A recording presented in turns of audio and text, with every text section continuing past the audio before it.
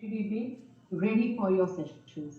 And the more you involve the children, they would be more interested in the mathematical activities going on in your sessions. Their shapes or different objects, and they can actually be given to the student, and the student can arrange things in different colorful patterns. Them in a cooking activity in which we tell them to take care of the temperature for baking, or do different